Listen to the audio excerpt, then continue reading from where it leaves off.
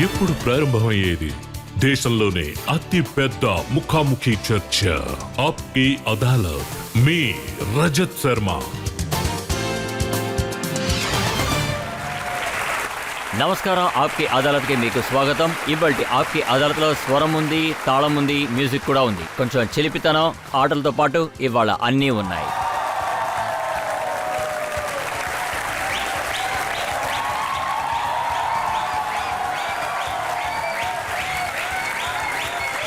ఆప్కి అదాలత్లో నేరం ఓపెన్ అయినా ఉన్నారు, ప్రజలున్నారు, జడ్జి కూడా ఉన్నారు. ఇవాళ కేసు మొదలు పెట్టడానికి జడ్జ్ ప్రేరాని పర్మిషన్ అడుగుతున్నాను.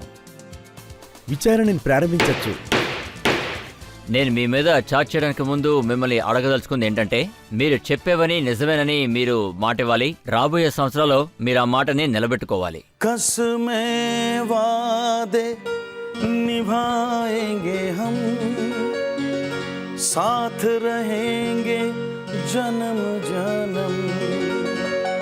हाँ कसमे वादे निभाएंगे हम, साथ रहेंगे जन्म जन्म. చెప్పండి సార్. అన్ని ప్రశ్నలకి నేను సమాధానం పాట ద్వారానే ఇస్తానని నిర్ణయించుకుంటున్నారు. ఆప్కి అదాలత్లో కుమార్ షాను గారి మీదున్న మొదటి ఆరోపణ. ఆప్కి అదాలత్లో సింగర్ కుమార్ షాను గారి మీదున్న మొదటి ఆరోపణ ఇదే. ఈయనొక కాపీ క్యాట్. మీ నాన్నగారు ఒక మంచి క్లాసికల్ సింగర్, ఆయన చాలా మంచి సింగర్. ఆయన మీకు వంశపర్యంగా మ్యూజిక్ నేర్పించాలనుకున్నారు, కానీ మీరు సినిమా మ్యూజిక్ లోకి వెళ్ళిపోయారు. మీరు కష్టపడాలనుకోలేదా? యాక్చువల్గా నేను పెద్దగా క్లాసికల్ ఏమీ నేర్చుకోలేదు, ఏదో కొద్దిగా మాత్రం నేర్చుకున్నాను. మొదట్లో నేను మా నాన్నగారి దగ్గర నేర్చుకున్నాను. తర్వాత బాంబేకి వచ్చాక కళ్యాణ్జీ, ఆనంద్జీ దగ్గర కొంచెం నేర్చుకున్నాను. నేను అలాగే ఇంకో విషయం కూడా విన్నాను. చిన్నప్పుడు మీకు షాను అని పేరు పెట్టారట.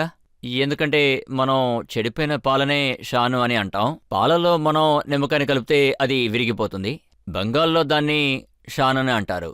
చానా. చానా. యా. విరిగిపోయిన పాలనే చానా అంటారు, కానీ మీ పేరునెందుకు? నన్ను చూస్తుంటే విరిగిపోయినట్టుగా కనిపిస్తోందా? See, my God. Thank you. నేను బానే ఉన్నాను, చూస్తున్నారుగా. నా గొంతు కూడా ఏం పాడైపోలేదు.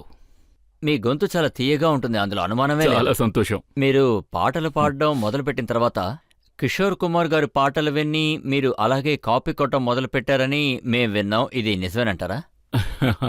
యాక్చువల్గా నేను కిషోర్ దాని మొదట్లో ఫాలో అయ్యాను, ఇప్పుడు అవుతున్నాను. నా గొంతు కూడా ఆయనతో మ్యాచ్ అవుతున్నట్టుగా ఉండేది. ఎప్పుడంటే అది కెరియర్ బిగినింగ్లో. అండ్ ఐ థింక్ అంటే లెజెండ్ని ఫాలో అవడంలో ఏ తప్పు లేదు. ఆయన నుంచి మంచి విషయాలు నేర్చుకోవాలి. అవి నేర్చుకుని మాల ఆలోచనలు కలిపి ఓ కొత్త విషయాన్ని సృష్టించాలి. అది నేను ప్రయత్నించాను. అండ్ ఐ థింక్ ప్రజలు మన ముందున్నారు. వాళ్ళకి నచ్చిన తర్వాతే కుమార్ సాను అయ్యాను. కానీ ఇది నిజమే కదా, మీరు పాడిన కవర్ వర్షన్ కిషోర్ కుమార్ గారి పాట, అది కూడా ఆయన బతికున్నప్పుడే పాడారు మీరు. ఆయన పాటల్ని మీరు కాపీ కొట్టారు. ఆయన నా పాటలు ఎందుకు నువ్వు కాపీ కొడుతున్నావని మిమ్మల్ని ఎప్పుడూ అడగలేదా? నేను మొదట్లో కలకట్టాలో 2-3 సాంగ్స్ రికార్డ్ చేశాను. అవి సినిమా సాంగ్స్. అవి 2 పెద్ద హిట్. ఆ తర్వాత బాంబే వచ్చాను. తర్వాత కిషోర్ దా గారి కవర్ సాంగ్స్ పాడుతూ వచ్చాను. ఆ క్యాసెట్లో వచ్చాక 2-3 పాటలు కూడా పాడాను. పాపులారిటీ మాత్రం రాలేదు. తర్వాత కిషోర్ దా గారు చనిపోయాక నేను ప్రకాష్ షా గారి సహాయంతో, కళ్యాణ్జీ, ఆనంద్జీ గారి సహాయంతో జాదూగర్ సినిమాలో నాకు అవకాశం వచ్చింది. నేను మిమ్మల్ని అడిగింది, కిషోర్ కుమార్ గారు మిమ్మల్ని ఎప్పుడైనా పిలిచి నా పాటలు అవాయిడ్ చేస్తుంటే ఈయనేమిటి మళ్ళీ మళ్ళీ అక్కడికే వచ్చి నిలబడుతున్నారు? అంటే నేను ఆ విషయాన్ని ఓకే నేను చెప్పి తీరాల్సిందే. సరే, అంటే చెప్పండి. కిషోర్ దా మొదట్లో నా కవర్ వర్షన్ ని విన్నారు. ఆ తర్వాత ఆయన ఏమన్నారంటే, ఆయన అప్పుడు ఏ పాట విన్నారు? ఆ కవర్ వర్షనే కదా. ఆయన చనిపోయే ముందు నాకు కొన్ని విషయాలు చెప్పారు. అవి నేను పాట ద్వారా చెప్తాను. जिंदगी का सफर है कैसा सफर, कोई समझा नहीं, कोई जाना नहीं, है ये कैसी डगर, चलते हैं सब मगर कोई समझा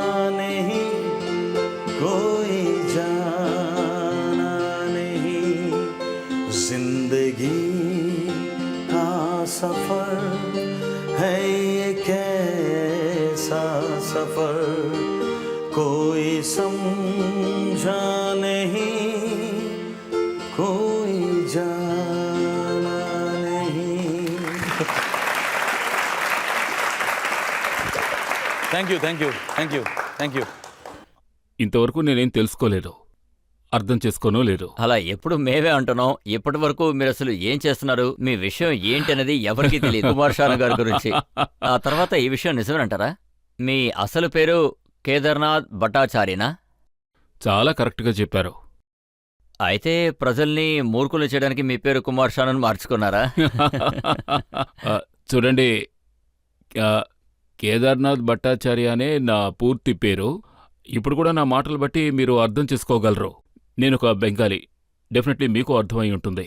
క్షమించండి, నేను ముందే చెప్పేస్తున్నాను. అంటే నేను మాట్లాడేటప్పుడు ఎక్కువగా బెంగాలీని యూజ్ చేస్తూ ఉంటాను. పాడేటప్పుడు నా ముందుకు పేపర్ వచ్చిందంటే నేను మీకు ఒక విషయం చెప్పాలనుకుంటున్నాను. ఇంతవరకు నేను 21 లాంగ్వేజెస్లో పాడాను. అండ్ అందరూ చెప్తుంటారు, అంటే నువ్వు తెలుగులో పాడుతుంటే వినడానికి తెలుగులాగే ఉంది అని. ఇవన్నీ ఆ దేవుడు గిఫ్టే, నేను ప్రత్యేకంగా ఏమీ చేయలేదు. కానీ యాక్చువల్లీ మీరు కుమార్ షాను ఎందుకు పెట్టారో అది చెప్పండి, మిగతావి తర్వాత చెప్పండి. మొదట్లోనే కళ్యాణ్జీ ఆనంద్జీ గారు ఏం చెప్పారంటే, ఇలా చూడు కుమార్, నువ్వు ఒక బెంగాలీ. ప్రజలు ముందు ఏం చెప్తారంటే ఏది ఏవైనా నువ్వు సవ్యంగా ప్రొనౌన్స్ చేసి పాడలేవు అని. నీ పేరే నీ మైనస్ పాయింటు అన్నారు. నేను చెప్పాను నా పేరు సాను భట్టాచార్య, అది పెట్టుకుందామని. వద్దొద్దు, మనం ఒక కొత్త పేరు పెడదాం, ఏ కాస్టుకు చెందినవాడవో తెలియకుండా ఉండాలి అన్నారు. ఇందులో నా తప్పేం లేదు. వాళ్ళు నాకు పెట్టిన పేరు కుమార్ సాను. ఈ పేరు కళ్యాణ్జీ ఆనంద్జీ పెట్టారు. ఈ పేరు వల్ల నీ కులమేదో ఎవరికీ తెలీదు అని అన్నారు. మీకు తెలుసుగా, ఆర్టిస్ట్ అనేవాడు ఏ కులానికి చెందడు. బాగా పాడితే ఓకే, లేదంటే ఈయన ఈ విధంగా.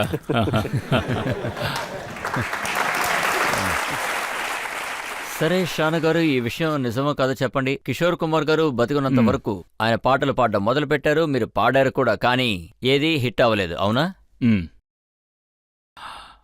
అవును, ఏ పాట హిట్ అవ్వలేదు డెఫినెట్లీ ఆయన ఉన్నంత వరకు. ఆయన చనిపోయిన తర్వాత మొదటి సినిమాలో ఆయన స్థానంలో జాదూగర్ సినిమా కోసం పాడాను.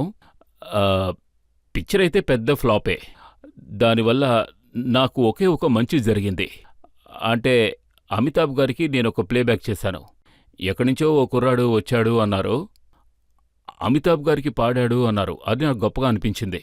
పిక్చర్ ఫ్లాపే, కానీ నేను ఇండస్ట్రీలో స్టాండ్ అయ్యాను. ఆ తర్వాత నాకు బోల్డ్ పాటలు వచ్చాయి. అమితాబ్ గారికి ఎన్నో పాటలు పాడాను. So definitely it's my plus పాయింటే. పబ్లిక్ ఇక్కడికి వచ్చారు. ఈ ప్రోగ్రాంకి ముందు వాళ్ళు ఒక రిక్వెస్ట్ కూడా పంపించారు. మీ మొదటి పాట హిట్ అయింది కదా, ఆ పాట మీరు ఇప్పుడు ఇక్కడ పాడాలి. మీరు పాడిన దాంట్లో ఏ పాట ఫస్ట్ హిట్ అయింది? నేను చెప్తే మీరు నమ్మరు. నా మొదటి పాట ఏది హిట్ అంటే ఆ పాట जब कोई बात बिगड़ जाए, जब कोई मुश्किल पड़ जाए, तुम मेरा साथ मेरा हो हमनवा. न कोई है न कोई था जिंदगी में तुम्हारे सिवा, तुम मेरा साथ मेरा हो हमनवा. साथ मेरा ओ हमनवा. మీకు ఈ పాట చాలా అవసరం, ఎందుకంటే ఇక మీదటే మీ విచారణ మొదలు కాబోతోంది. కుమార్ షాను గారి మీద చాలా ఆరోపణలు మా దగ్గర ఉన్నాయి. ఒక బ్రేక్ తర్వాత నేను మళ్ళీ మీ అందరినీ కలుస్తాను. सांसों में बड़ी बेकरारी, आंखों में कई रत जगे, कभी कहीं लग जाए दिल तो कहीं फिर दिल ना लगे. अपना दिल में जरा थम लूं, जादू का मैं किसे नाम दूं,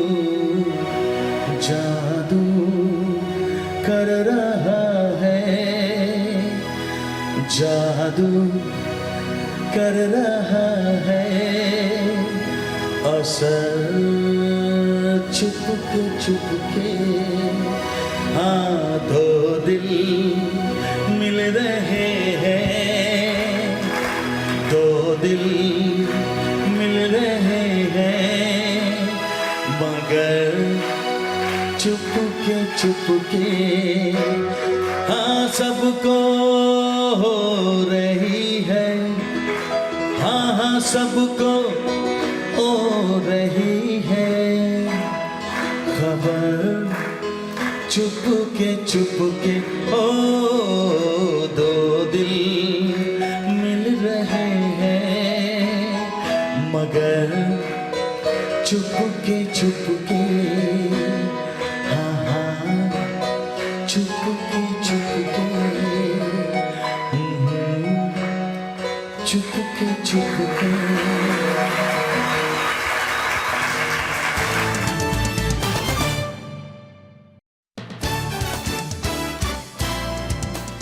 ఆప్కి అదాలత్లో ఇవాళ ఆరోపణలు ఇంకా ప్రశ్నల మధ్యలో ఇవాళ కూర్చున్నది ఫేమస్ సింగర్ కుమార్ షాను.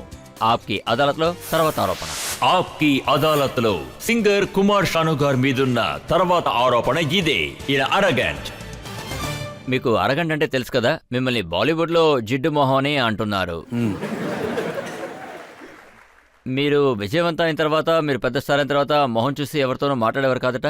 మరి మొహం తిప్పుకుని ఎలా మాట్లాడతాం నాకు తెలీదు. ఇది నాకు ఒక మైనస్ పాయింటే. అంటే నేనే విషయమైనా సూటిగా మొహం మీదే చెప్పేస్తాను. అది ఎవరైనా సరే, పరిస్థితి ఎలాంటిదైనా సరే. నేనెంతో స్ట్రైట్ ఫార్వర్డ్ వ్యక్తిని. ఇది నా మైనస్ పాయింట్. ఈ రోజుల్లో దీన్ని ఒక మైనస్ పాయింట్ అనే అంటున్నారు. ఐఎమ్ సారీ, పైనున్నవారు వింటున్నారు. ఏదైనా సరే మైనస్ పాయింటే. అంటే నేను పాట పాడడానికి ఒక అమౌంట్ అడిగితే నన్ను ఒక జిడ్డు మొహం అని అంటున్నారు. ఇదే వాస్తవం. కరెక్ట్ అమౌంట్కి మీరు ఎక్కువ అమౌంట్ అడిగేవారా? లేదు, కరెక్ట్గానే అడిగాను. ఎక్కువేమీ అడగలేదు. అంటే చెప్పాలంటే నేనేదైనా కరెక్ట్గా చేయలేదంటే వెంటనే చెప్పేస్తాను. అందుకే ఈ పేరు వచ్చింది. మీరు ఫిలిం ఇండస్ట్రీకి వచ్చిన తర్వాత సింగర్స్ రేట్ బాగా పెరిగిపోయాయి. ఇది మీ వల్లే. మీరు పాపులర్ అయ్యారు, హిట్ అయ్యారు. మీరు పెద్ద మొత్తంలో డబ్బులు అడుగుతారనే. ఇందులో ఎన్నో విషయాలు ఇమిడి ఉన్నాయి. అంటే నేను త్వరగా పాడేస్తాను. Very fast. ఐ మీన్ 10 నిమిషాలు, 20 నిమిషాలు, 30 నిమిషాలు ఈలోగా నేను పాడేస్తుంటాను. నా మీద ఒక నేరారోపణ ఉంది. మ్యూజిక్ డైరెక్టర్స్ 2 నెలలు కష్టపడి సాంగ్ కంపోజ్ చేస్తారు. కుమార్ సాను వస్తున్నాడు, అరగంటలో పాడేస్తున్నాడు. ఎలా? ఇది చాలా అన్యాయం అనుకున్నారు. ఇది నాకొక మైనస్ పాయింటే. నా బుర్ర చాలా ఫాస్ట్. దీన్ని పికపింగ్ పాయింట్ అంటారు పాట నేర్చుకోవడంలో. ఇది కొంతమంది మ్యూజిక్ డైరెక్టర్స్కి యుగోలా మారిపోయింది.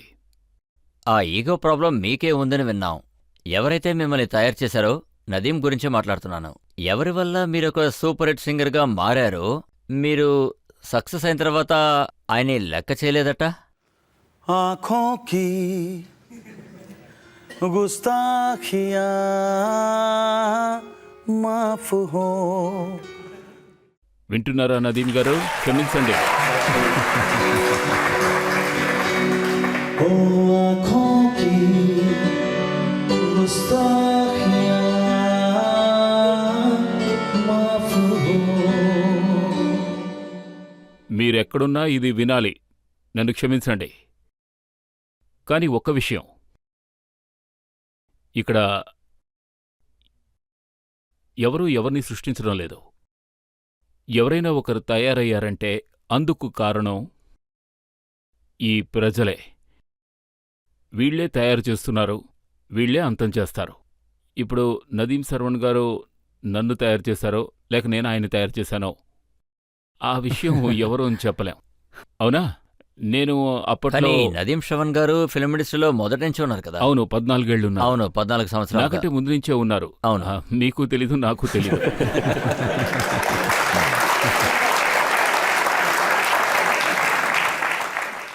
కానీ ఇది మాత్రం నిజమైన విషయం. ఇందులోని ఒక్క మాటలో కూడా అనుమానం లేదు.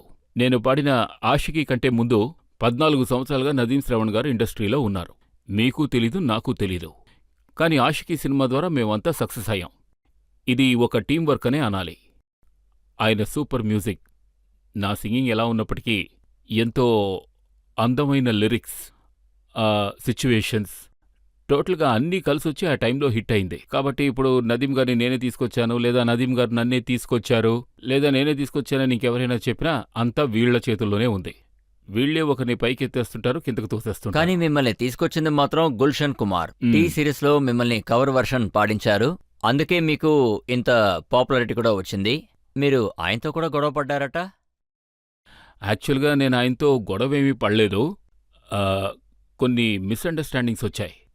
డెఫినెట్లీ మీకు తెలిసే ఉంటుంది. మీరు నా గురించి చాలా విషయాలు తెలుసుకున్నారు కదా, అందుకే చెప్తున్నాను. ఇంకా ఎన్నో విషయాలు తెలుసుకునే ఉంటారు, అందులో అనుమానం ఏం లేదు. తెలుసుకుంది వరకు వెళ్ళారో నాకు తెలియదు. లేదు, అది నేను తెలిసే ఉంటుంది నా గురించి. మీరు తెలుసుకుంది ఏంటంటే మీ గొడవలకి కారణం అనురాగ్ పౌడ్వాల్ గారు.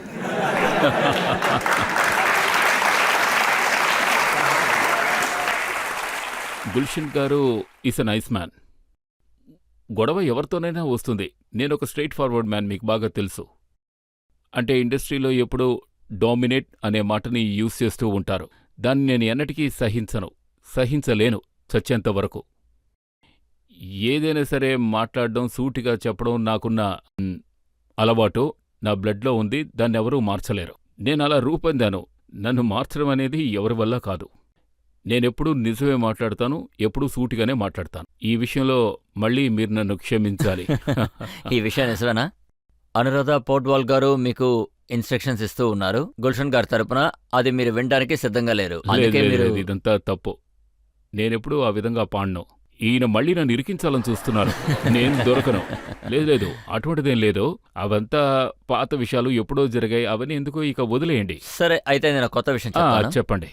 ఏఆర్ రెహమాన్ చాలా పెద్ద మ్యూజిక్ డైరెక్టర్, ప్రపంచమే ఆయనకి మర్యాద ఇస్తుంది, వెల్ నోన్ మ్యూజిక్ డైరెక్టర్. కానీ మీరు మాత్రమే ఆయన మ్యూజిక్ డైరెక్టర్గా స్వీకరించట్లేదు. ఆయన ఎప్పుడు నన్ను సింగర్గానే అంగీకరించలేదు.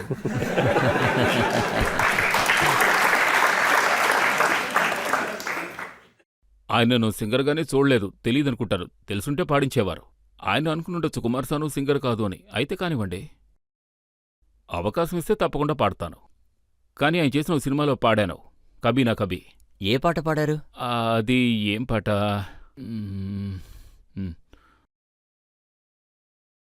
నాకు గుర్తులేదు. మీలో ఎవరికైనా గుర్తుందా? నాకే గుర్తులేనప్పుడు మీకేం గుర్తుంటుంది? దీన్ని బట్టే క్లియర్గా అర్థమవుతుంది రెహమాన్ గారికి మీరు పాట పాడితే అది ఎలా ఉంటుంది అని. నేను ఒక్క పాటే పాడాను, ఒకే ఒక్క పాట. గుర్తుకు రావడం లేదు. గుర్తు రావడం లేదే. ఏ కారణం వల్ల మీరు ఏఆర్ రెహమాన్ గారికి అసలు పాటలే పాడలేదు? ఆయన మిమ్మల్ని పిలవనందుకు అసలు ఏంటి కారణం? నేనెప్పుడు రెడీగానే ఉన్నాను. ఎప్పుడు పిలిచినా వెళ్ళిపోతాను. రెహమాన్ గారు వింటున్నారా? మీరెప్పుడు పిలిచినా వెంటనే బయలుదేరి వస్తాను.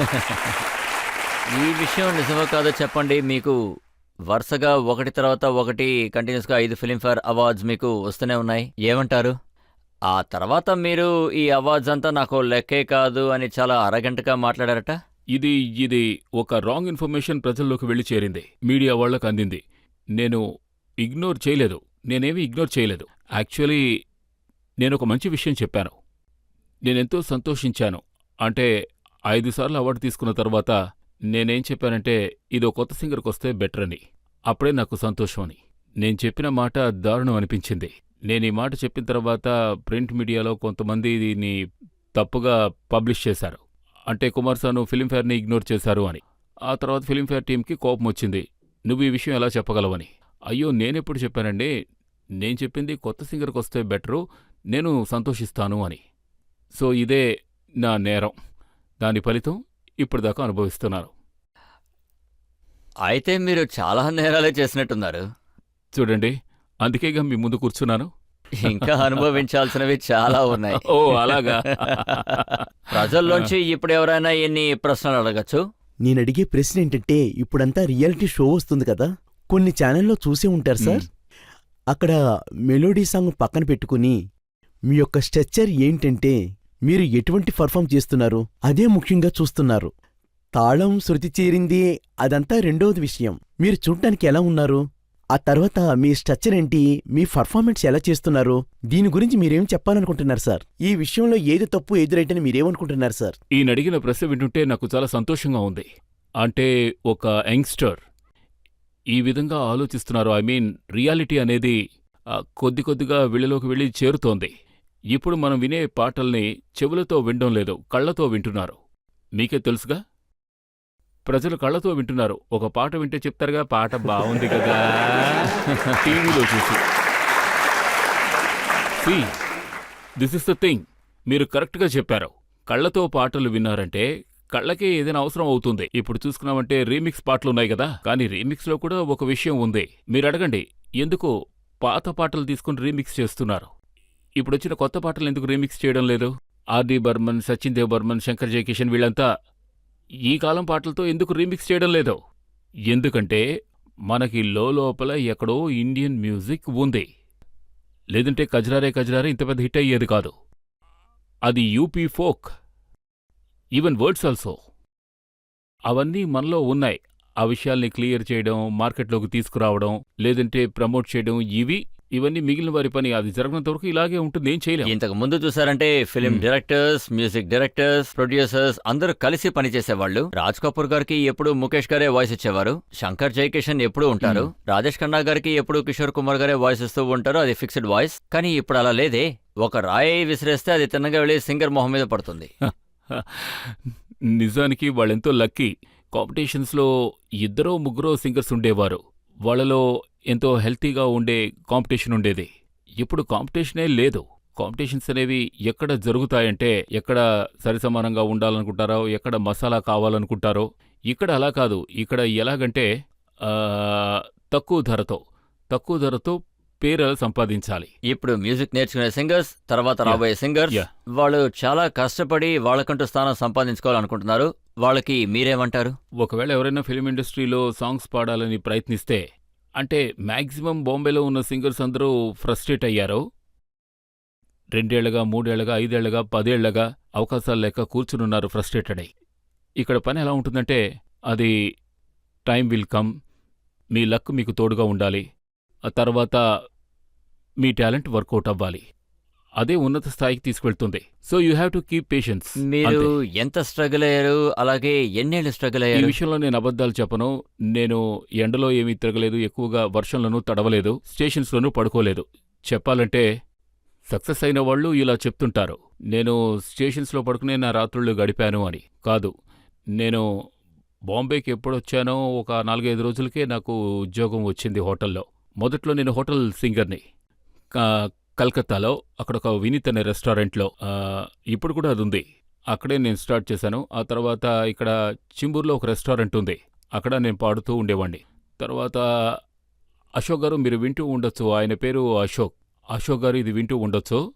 అంటే ఆయన రెస్టారెంట్లో నేను పాటలు పాడేవాడిని. అలా ఆ విధంగా ఒక్కొక్క పాట పాడుతూ ఉంటే నాకెంతో డబ్బు వస్తూ ఉండేది. వాటిని టిప్స్ అంటారు, మీ అందరికీ తెలిసే ఉంటుంది. మీరు హోటల్స్కి వెళ్ళినప్పుడు ఇస్తూ ఉంటారు. ఆ విధంగా నాకు ఎన్నో టిప్స్ వచ్చాయి. ఆ డబ్బులతో నేను ట్యాక్సీలెక్కి కళ్యాణ్ గారింటికి, జగదీష్ సింగ్ గారింటికి, తర్వాత రాజేష్ గారింటికి ట్యాక్సీలోనే వెళ్ళేవాడిని. నేను బాగా తినేవాణ్ణి. మీకు ఫస్ట్ ఛాన్స్ ఎవరిచ్చారు? మొదటి ఛాన్స్ నాకు బాంబేలో జగదీష్ గారే ఇచ్చారు. ఆయనే నాకు ఛాన్స్ ఇచ్చారు. అది ఒక అందమైన కథ. అది నేను చెప్పనా? చెప్పండి. అంటే వెస్టర్న్ అవుట్డోర్ అని ఒక స్టూడియో ఉంది బాంబేలో. నేను ఆ స్టూడియోలో ఒక డెమో క్యాసెట్ చేశాను, కిషోర్ గారి కొన్ని పాటలు. అక్కడికి జగదీష్ గారు ఒకసారి వచ్చారు. వచ్చి ఆయన అడిగారు ఎవరు పాడుతున్నారు అని. అప్పుడు సూద్ గారు రికార్డిస్టుగా ఉండేవారు. ఆయన బెంగాల్ నుంచి ఓ కుర్రాడొచ్చాడు, అతని పేరు సాను అని. అతనే పాడుతున్నాడని. అతని పిలువన్నారు. బయటికొచ్చి చూస్తే జగదీష్ గారున్నారు. వెంటనే ఆయన కాళ్ల మీద పడిపోయాను. ఎప్పటినుంచో నేను ఆయనకు ఒక పెద్ద ఫ్యాన్ని, ఆయన గజల్స్కి. సో ఆయన నువ్వు మా ఇంటికి రా అన్నారు. రేపు మధ్యాహ్నం 2ంటికి మా ఇంటికి రా అన్నారు. నేను వెళ్ళాను. ఒక పేపర్ విసిరేశారు. హిందీ చదవడం వచ్చా అన్నారు. వచ్చా అన్నాను. నాకు కొంచెమే వచ్చు అన్నాను. చదివి చూపించాను. సరే ఈ పాట నేర్చుకో అన్నారు. అంతవరకు నాకేమీ తెలీదు, నిజం. తర్వాత అడిగారు పాట నేర్చుకున్నావా అని. నేను మైండ్లో దాన్ని వెంటనే నేర్చుకున్నాను. ఆ తర్వాత ఆయన బయటికి వెళ్ళి తిరిగి కరెక్ట్గా 3ంటికి వచ్చేయన్నారు. నేను బయటికి వెళుతూ సార్ 3 గంటలకి నేను మళ్ళీ ఇక్కడికి రావాలా అని అడిగాను. అవును రావాలి అన్నారు. నిన్నొక చోటుకు తీసుకువెళ్ళి నువ్వెలా పాడుతున్నావో రికార్డ్ చేస్తాను అన్నారు. నాకు వెంటనే భయం వేసింది. బయటికి వెళ్ళిపోయి సిగరెట్ తీసుకుని ఒక 2 పఫ్ఫులు కొట్టాను. తర్వాత పాన్ వేసుకున్నాను, కొన్ని లాజిన్స్ వేసుకున్నాను. ఇవన్నీ చేసి ఓ 1.5 గంట తర్వాత మళ్ళీ జగదీష్ గారి కోసం ఆయన ఇంటికి వెళ్ళాను. అప్పుడు ఆయన నన్ను వెంటనే ఆయన దగ్గర ఒక ఫియట్ కారు ఉంది, పాత బండి డుక్కర్, మీరు దాన్ని అలాగే అంటారు. అందులో నన్ను కూర్చోమన్నారు. ముందు వైపు డోర్లా తెరుచుకుంటుందిగా, నన్ను కూర్చోమని తిన్నగా ఫేమస్ స్టూడియోకి నన్ను తీసుకెళ్లారు. స్టూడియోకి తీసుకువెళ్ళి మైక్ ముందు నుంచోబెట్టి ఈ పాట నువ్వు పాడాలి అన్నారు. ముందు ట్రాక్ విను, తర్వాత నువ్వు పాడాలి అన్నారు. ఆ రోజు నేను నిజం చెప్తున్నాను, నా మొత్తం ఎఫర్ట్ని ఆ రోజు పెట్టేశాను. నాకు అంత గొప్ప అవకాశం వచ్చింది. నేను భయపడిపోయాను. నేను భయపడితే నాలో ఏం జరుగుతుందంటే భయపడితే ఎంతో ఫెరోషియస్ అయిపోతాను అబౌట్ సింగింగ్. నాట్, మీ చూపు నాకు అర్థమవుతోంది, అలా కాదు. ఆ తర్వాత ఇంకేమైనా అడుగుతారు ఫెరోషియస్ అంటే ఏమిటి అని.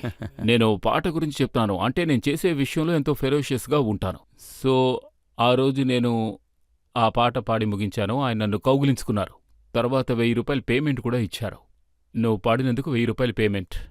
నేను వెంటనే ఇదేమైనా సినిమాలో పాట అని అడిగాను. ఆయన అవును, ఆందియా సినిమాలో పాట అన్నారు. మేతో కర్నే సగాయి కర్కే లడాయి జీబర్కే దేకోంగా. ये सुन मैं तो करके सगाई करने गया था लड़ाई जी भर के देखूंगा अपनी गोरी की अंगड़ाई. ఇదే ఆ పాట. నేను ఇలా పాడాను. తర్వాత ఆయనకి ఎంతో బాగా నచ్చి వచ్చి నన్ను కౌగిలించుకున్నారు.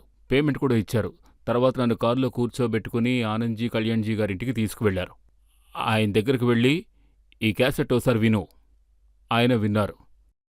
చూడు ఎలా పాడాడో విను. అందు కళ్యాణ్జీ గారు బాగా అద్భుతంగా ఉంది. మీరేం చేస్తున్నారు? నేను వెంటనే కాళ్ళ మీద పడి ఆశీర్వాదం తీసుకున్నాను, అంతే. గొప్పవారు. ఈయన నన్ను ఆయనకి ఇంట్రడ్యూస్ చేస్తున్నప్పుడు ఆయన నన్ను కళ్యాణ్జీ గారు నన్ను షోలోనే పెట్టుకున్నారు. ఆ తర్వాత నాకు కంటిన్యూస్గా డబ్బు విషయంలో ఎటువంటి లోటు రాలేదు. నేను అస్సలు స్ట్రగుల్ అవ్వలేదు. ఓ, మీరు అక్కడి నుంచే నేర్చుకున్నారా పాడాలంటే మొత్తం లాక్కోవాలని? చూడండి, నేను దేవుడి కోసం పాడేటప్పుడు డబ్బు ఎప్పుడూ అడిగిందే లేదు. గుళ్ళోకి వెళ్ళి పాడుతుంటాను, ఏదైనా భజన జరుగుతూ ఉంటే. ఇలాంటి విషయాలకి నేను డబ్బు అడగను. కానీ నా పాటల ద్వారా సంపాదించే వాళ్ళని డబ్బు అడగడంలో తప్పే ఉంది. ఇదేమైనా తప్పంటారా? మీరే చెప్పండి. మీరు మీ జీవితంలో జరిగిన మంచి మంచి విషయాలు చెప్పారు, కానీ చాలా దారుణమైన విషయాలు కూడా నా దగ్గర ఉన్నాయి. దాని గురించి మనం నా విచారిద్దాం. దౌర్భాగ్యం ఏమిటంటే నా దారుణమైన విషయాలే అందరి దగ్గరికి వెళ్ళి చేరుతున్నాయి. కుమార్ షాను గారి దారుణమైన విషయాల గురించి ఆరోపణలు మన దగ్గర చాలా ఉన్నాయి. అది మనం బ్రేక్ తర్వాత చూద్దాం. देखा जो तुझे जानम हुआ है बुरा हाल ये काली काली आंखें ये गोरे गोरे गाल ये तीखी तीखी नजरें ये हिरनी जैसी चाल है ये काली काली आंखें ये गोरे गोरे गाल ये तीखी तीखी नजरें ये हिरनी जैसी चाल देखा जो तुझे जानम हुआ है बुरा हाल ये काली काली आंखें ये गोरे गोरे गाल ये तीखी तीखी नजरें ये हिरनी जैसी चाल.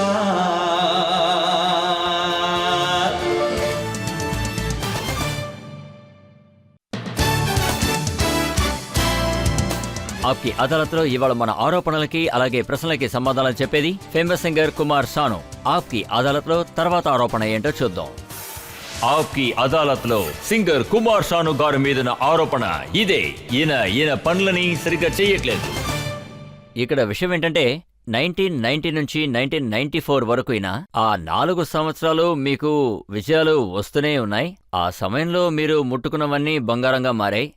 అప్పట్లో మీరు రోజుకి 10 నుంచి 12 పాటలు కూడా పాడారు. ఆ తర్వాత మీకు సోమరిపోతొచ్చి మీరు పాడడం మానేశారు. ఆ తర్వాత ఏం జరిగిందో నేను వివరంగా చెప్తాను. నేను సోమర్నయ్యాను అంటున్నారు. ఆ తర్వాత ఎన్నో పాటలు అంటే तुझे देखा तो ये जाना सनम प्यार होता है दीवाना सनम तुझे देखा तो ये जाना सनम प्यार होता है दीवाना सनम अब यहाँ से कहाँ जाए हम, तेरी बाहों में मर जाए हम, तुझे देखा तो ये जाना सनम. ఇది సోమరితనమేం కాదు. ఇది 94 అవును. తర్వాత ఆ, ఆ తర్వాత చూసుకున్నారంటే అది ఆ, भूल न जाना, दूर न जाना, ओ जाने जाना, प्यार निभाना, तुम हो तुम ही हो, सनम मेरे हमराज. ఇది ఆ తర్వాత పాడిన పాట. ఆ తర్వాత నేను అంత సోమరిపోతు కాదని అవును, చెప్తున్నారా? చాలా ఉన్నాయి వినండి. ओढ़ ली चुनरिया तूने मेरे नाम की, चाहे दुनिया कुछ भी सोचे हमको करना क्या, प्यार किया तो करना क्या.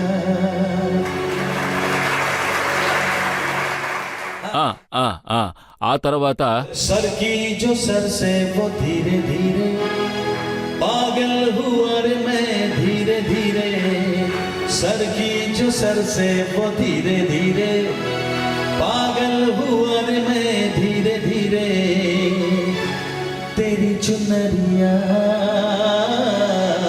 दिल में गई, हाँ तेरी ये बिंदिया दिल में गई. ఇది ఆ తర్వాత పాడింది. మీరు బిజీగా ఉన్న పీరియడ్లో 10 నుంచి 12 పాటలు పాడతారు. ఆ తర్వాత 4 లేదా 5 పాటలే పాడారు. మీరు చాలా చూసీగా మారిపోయారంటారా? तुम दिल की धड़कन में रहते हो,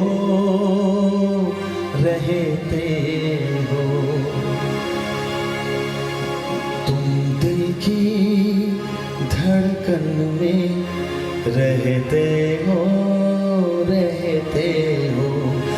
मेरी सांसों से कहते हो, बाहों में आ जाओ, सपनों में खो जाओ, तुम दिल की धड़कन में रहते हो.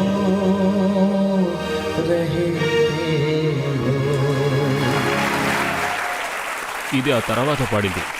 నేను ఇప్పుడు కూడా కష్టపడుతూనే ఉన్నాను, నేను శ్రమిస్తూనే ఉన్నాను. నేను కష్టపడడం లేదు, సోమర్ని అంటున్నారు. నేను యాక్టివ్గానే ఉన్నాను, మీరే చూసుంటారు. అది ఎన్నో విషయాలు మనలో ఉన్నాయి. ఆ విషయాలన్నీ పబ్లిక్కి నేనిక్కడ చెప్పదలుచుకున్నాను.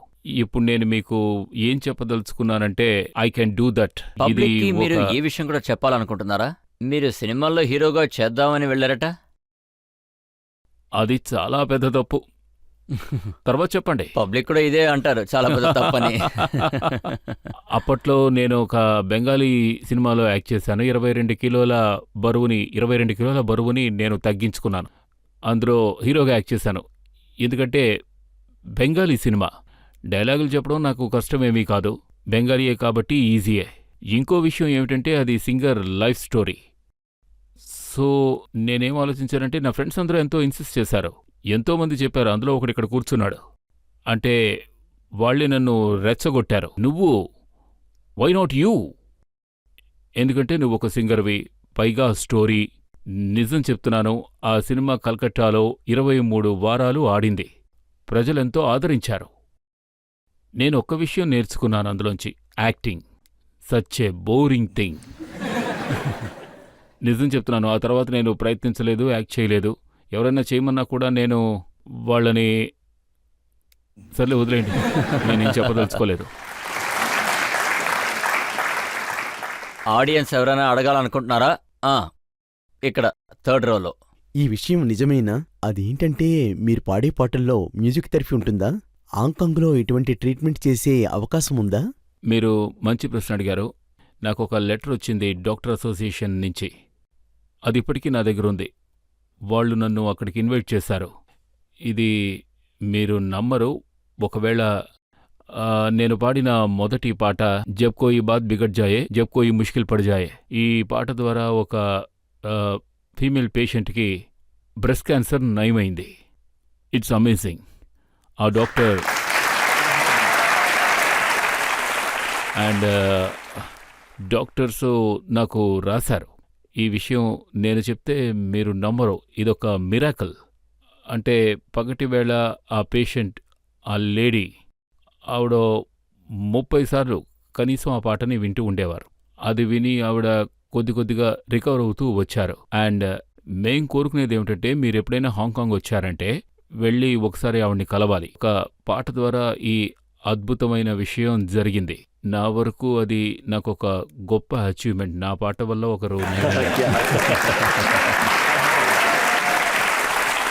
మీరు ఏదో ఒకటి చేద్దాం అనుకుని ఏదో వ్యత్యాసంగా చేసి అది చివరికి వర్కౌట్ అయింది నాకు సమాచారం వచ్చింది. బ్రేక్ తర్వాత చూద్దాం. బ్రేక్ తర్వాత కొన్ని కొత్త ఆరోపణలు అలాగే ప్రశ్నలు ఉన్నాయి. వాటన్నిటికీ కుమార్ షాను గారు ఏం సమాధానం చెప్తారో విందాం.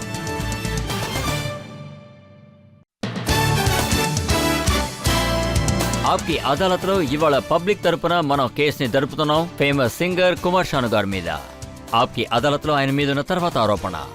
ఆప్కి అదాలత్లో ఫేమస్ సింగర్ కుమార్ షాను గారి మీదున్న తర్వాత ఆరోపణ. ఈయన ఎక్కువ నాటకాలు ఆడుతూ ఉంటాడు.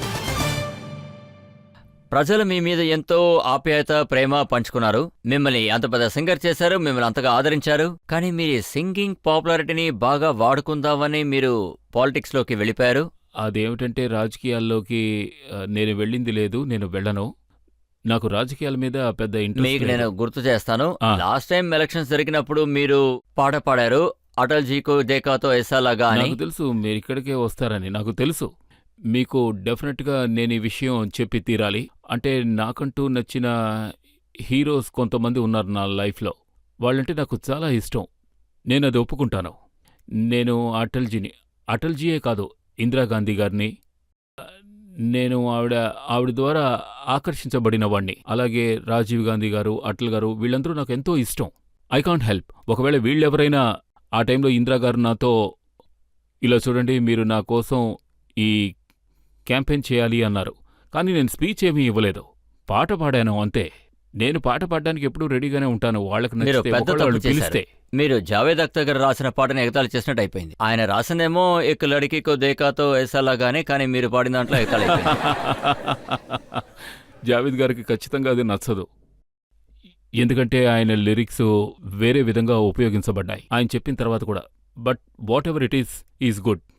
ఎందుకంటే ఆ పాట అంత పాపులర్ అయింది, అందుకే నేను చూస్ చేసుకున్నాను ఆ పాట. ओ एक लड़की को देखा तो ऐसा लगा, एक लड़की को देखा तो ऐसा लगा, जैसे खिलता गुलाब, जैसे शायर का ख्वाब, जैसे उजली किरण, जैसे बन में हिरन, जैसे चांदनी रात, जैसे नरमी की बात, जैसे मंदिर में हो एक जलता दिया,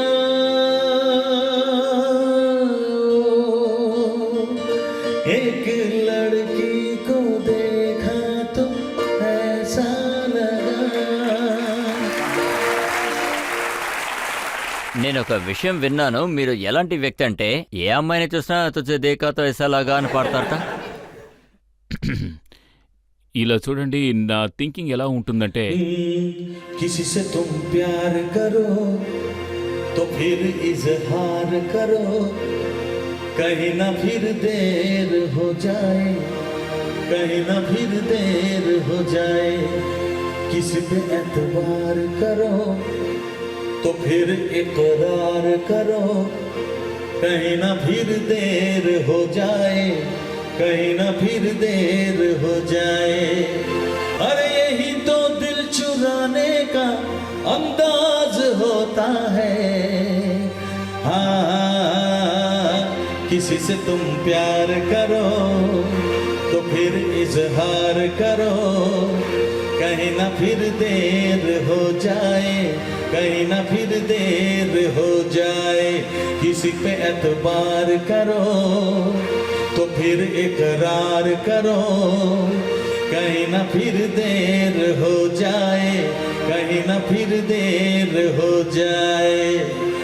और यही तो दिल चुराने का अंदाज होता है। నా దృష్టిలాగే ఉంటుంది. ఏం చేస్తాం, ఏమీ చేయలేం. సార్, కలకత్తా నుంచి బొంబాయి ప్రయాణం అయినప్పుడు మీ పర్సనల్ లైఫ్ లో ప్రేమ అటువంటి ఏమైనా ఎదురయ్యాయా? ఇది మీ పర్సనల్ లైఫ్, సారీ. అటువంటి విషయం ఏదైనా జరిగితే మా అందరికీ షేర్ చేస్తారా? ప్రేమ, నా పాటల్లోనే ప్రేముంది. నా పిల్లల్ని ప్రేమిస్తున్నాను. చెప్పాలంటే ప్రేమలో ఎన్నో రకాల ప్రేమలున్నాయి. ఇప్పటికీ ఆషిక్ సినిమాలో పాటలు వింటున్నా. ఎస్, దాని గురించి అడిగాను. సార్, వాళ్ళు ఏం అడుగుతున్నారంటే దీని మధ్యలో జరిగిన ప్రేమ కథ ఉంది కదా, దాని గురించి. ఓ, ఇది చాలా కష్టమైన విషయమే. అంటే सांसों की जरूरत है जैसे जिंदगी के लिए, बस एक सनम चाहिए आशिकी के लिए। हाँ, एक सनम चाहिए आशिकी के लिए, जान की जरूरत है जैसे बेखुदी के लिए, बस एक सनम चाहिए आशिकी के लिए।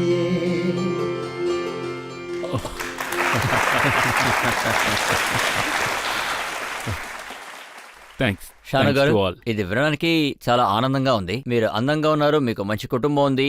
మీకు మీ కుటుంబానికి అభినందనలు. Thank you. మేము ప్రజల తరపున కేసుని జరిపాం, మిమ్మల్ని చాలా ప్రశ్నలు అడిగాం. ఇప్పుడు ఒక బ్రేక్ తీసుకుందాం. బ్రేక్ తర్వాత ఆప్కి అదాలత్లో ఇవాల్టి మన జడ్జ్ అసలు ఏం తీర్పిస్తారో మనం అందరం విందాం.